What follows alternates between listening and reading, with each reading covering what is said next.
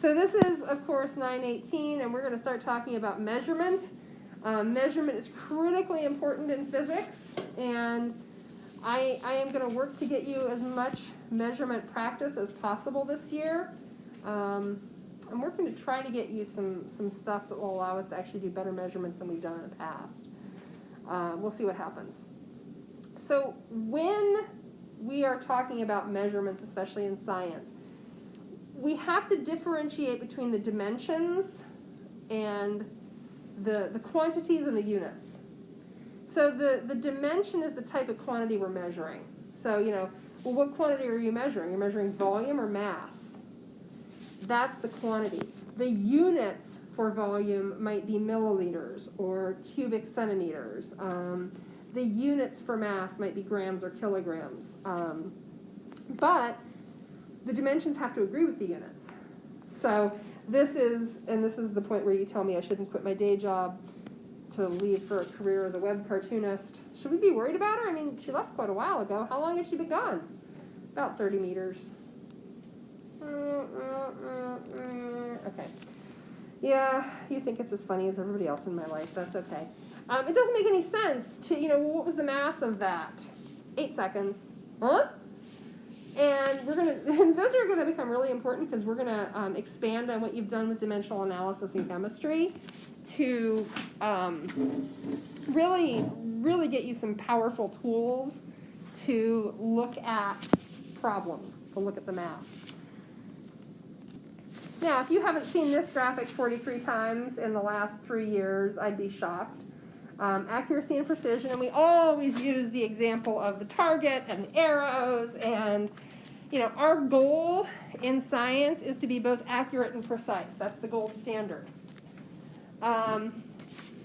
If we can only be one, which is it better to be? So here, let's just review. Accurate is getting the right answer. Precise is being able to repeatedly make the same measurements to within a very narrow range. If you could only pick one, which is better? So, how many of you would say accurate? How many of you would say precise? How many of you are too chicken to commit to a position, Nathan? I got it mixed up. Okay.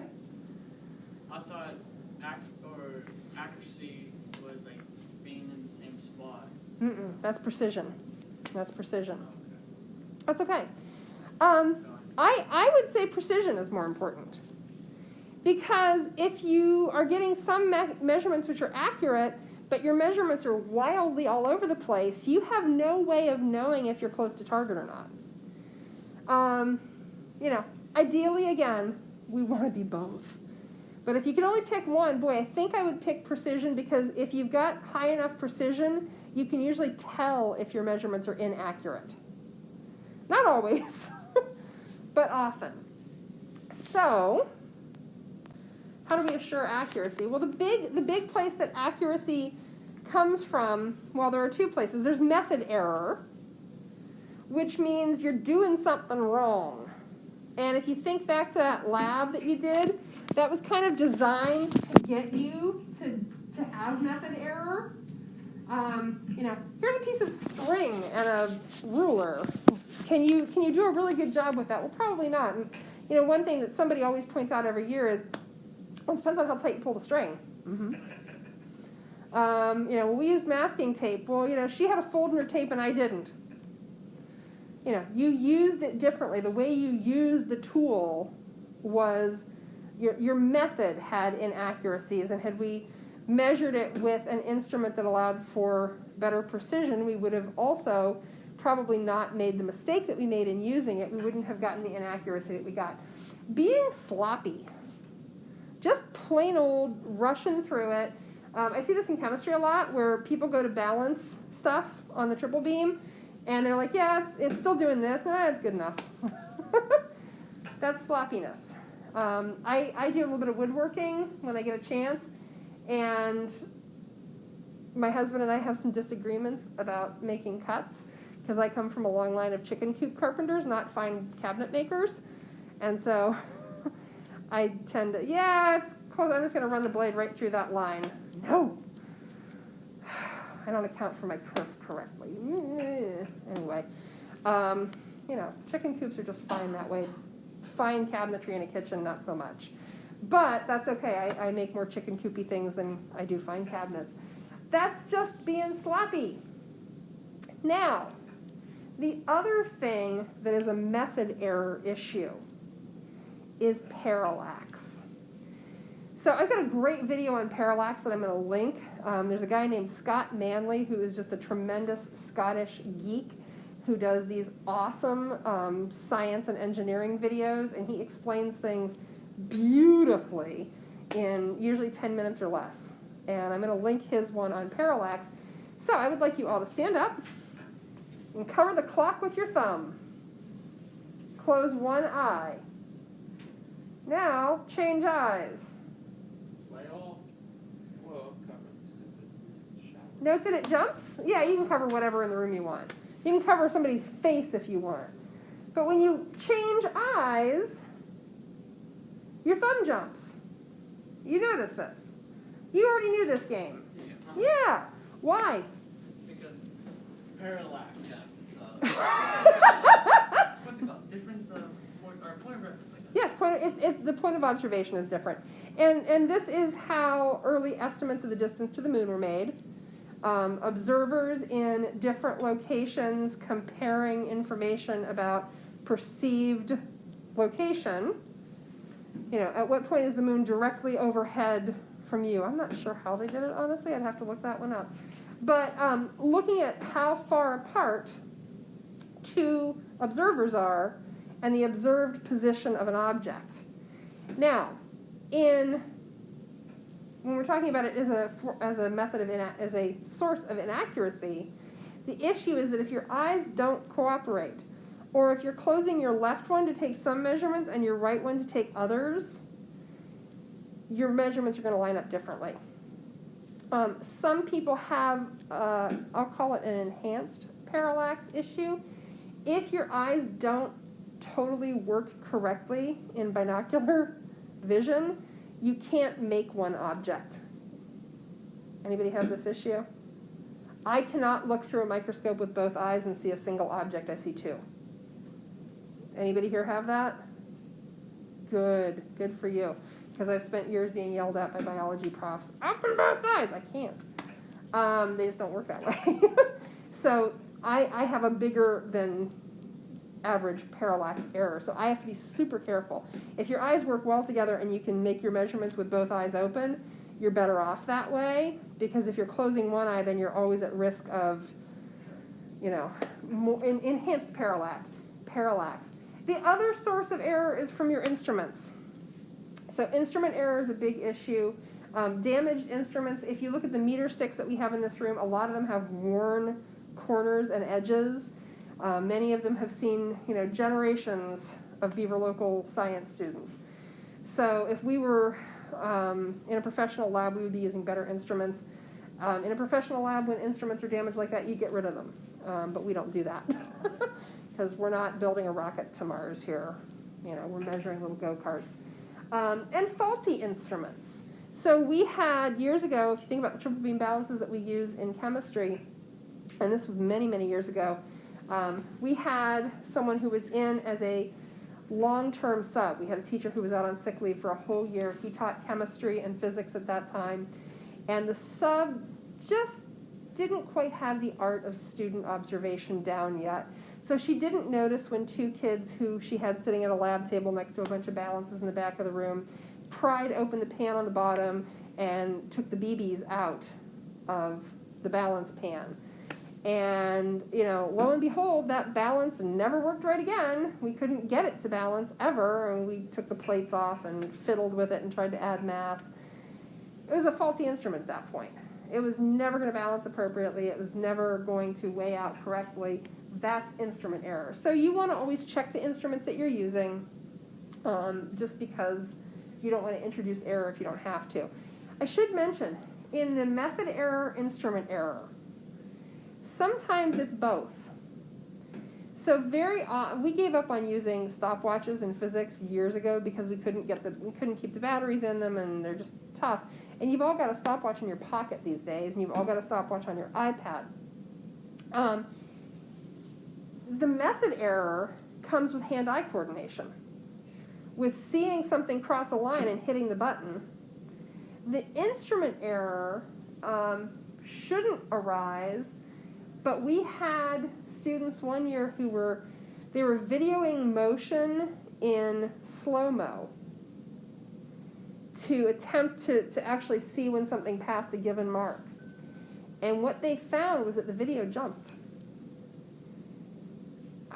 To this day, I don't understand enough about the computer behind all this to understand what was happening, but they found that the object, it was as though it was not capturing all the frames. How many years ago was that? It was in this building, but I think it was early. I think it might have been the first year in this building. So maybe 5 years ago.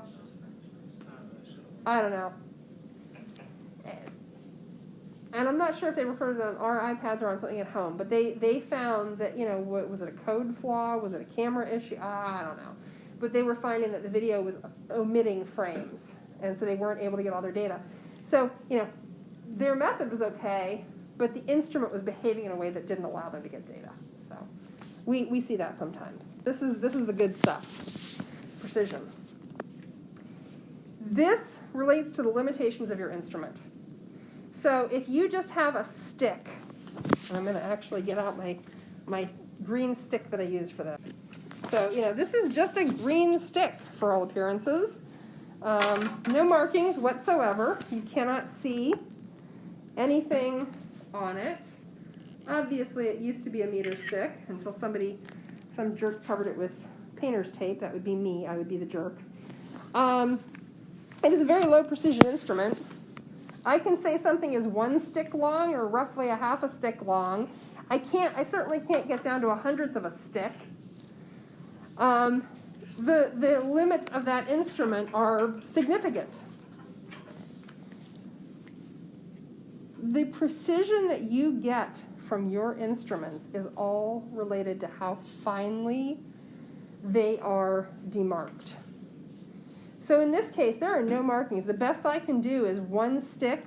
Maybe I could say 1.5 sticks. I might be able to, if I think I'm really clever, I might be able to say 1.7 sticks. I can't say 1.75. I certainly can't say 1.892. Who says? So the the amount of precision is based on the instrument, and sig figs are what we use to keep track of that. So sig figs are all about where you get the measurement. If I guess that's on the next slide. Who here thinks they totally remember all the rules for sig figs and would like to take a test on them right now? Nobody? Really? Okay, that's fine. But you've all had sig figs. You had them in chemistry. And I told you the story about the rocket scientist student. Yeah. Sig figs aren't that big a deal, Moser. Oh, it turns out sig figs are a big deal, Moser. I know. If you're doing pharmaceutical chemistry, sig figs are a really big deal because your mistake could kill someone. The rules for sig figs are on page 17 of your book. And in general, you remember that everything that's not a 0 is significant. The rules for zeros are special, and you should review them. So in general, let's just do a quick little play with sig figs. No, that's not what I wanted. That's what I wanted. Okay, so 5.070. How many sig figs? Hold up fingers, don't yell it out.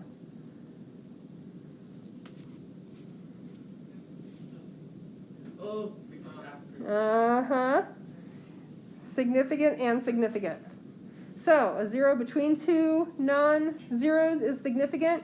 A 0 at the end of the number after a decimal is significant. Those of you who have not had me, I might as well warn you right now. He can tell you about this. I can't tell left from right, so I don't use those words because I screw them up. Thank you, you're in my club, and it's okay. I got A's in Calc 1 and 2. I just can't tell left from right. It's fine. So I tend to talk about behind the decimal and in front of the decimal because that makes more sense to me. So this is behind the decimal, and this is in front of the decimal. So a 0 that is behind the decimal at the end of a number is significant, because what that 0 is telling you is that the instrument used to make that measurement was marked out to the 1,000th of whatever these units are. I thought that was a. Oh, okay. Well, let me mention another thing. In scientific number writing, we never use commas. Do you know why? Because in Europe, they use what looks like a comma to us as a decimal. So they would write. So it's Spanish, like kind of writing. Yeah, and German, and I knew that, but I hadn't seen it until the year I had 2 Brazilian foreign exchange students in physics, and it took me a while to get used to their decimals because it looks like that. Yeah. And so you started using it because it's cooler. And I always have a few like cool hipster kids who decide that they're going to write the date the way the rest of the world does, like 13/2/20. Okay, cool hipster kid. You'll get over it. It's okay. You can be the cool hipster kid. I'll just laugh at you silently while I grade your stuff, but I won't take off points. Of course you will. Okay, so yes, and so if you knew that was a decimal, you would be cool with that. Yeah. Okay, 4 sig figs, good. What about this one's too easy. 1, okay. I think that's why I'm sure it was saying 3 on that. Yeah, you thought it was 5,070. What about, let's shrink all this. I'm trying to think of the ones that tend to trip people up.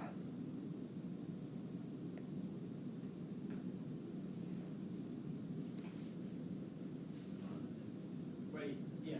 That's, I don't remember. No, it's 1. Oh. Okay, this is the one I hate the most. This is the one that I feel like is totally unfair and uncool. Yeah, I don't like it either. I don't like it. These are just placeholders. Those are placeholder zeros. So zeros ahead of the number behind the decimal are non-significant. I know. Because what if I measure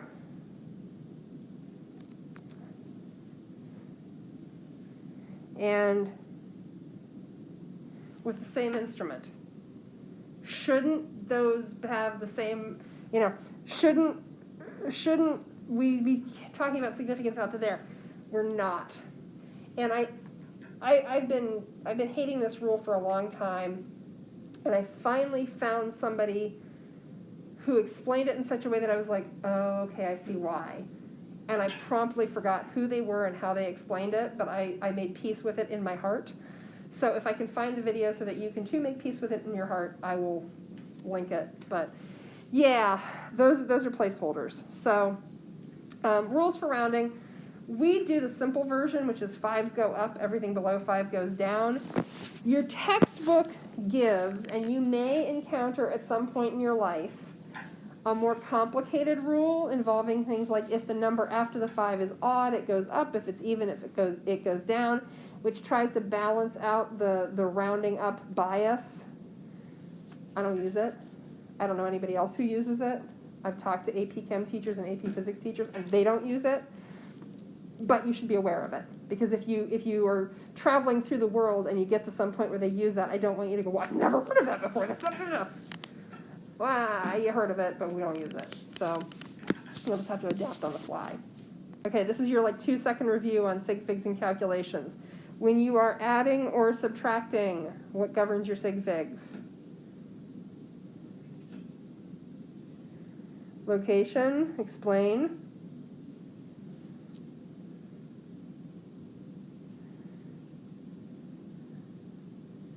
Oh, wait, I should make that different. Okay. So, how many sig figs can I keep in the answer? What's my final sig figged answer, I should say? 1.4. Because I'm governed by how many decimal places I have in the number with the fewest significant decimal places. Because, of course, in addition and subtraction, we line up our groups. What about multiplication and division?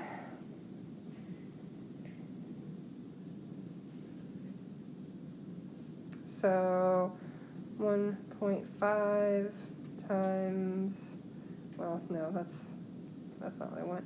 Let's do 1.25 times 2. Sig fig answer? 3. Raw answer is, of course, 2.5. If this was 2.00, we could say it was 2.50. But because this was a single, lonely number, 1 sig fig and the lowest number of sig figs, we can only have 1 sig fig in our final answer, so the answer is 3. Now, the question that always comes up in physics is this, because in physics very often we're doing operations that involve multiple steps where we're doing addition and subtraction and multiplication and division. When we've got multiple operations, we default to the rules for multiplication and division. They're more restrictive, but that's what we default to.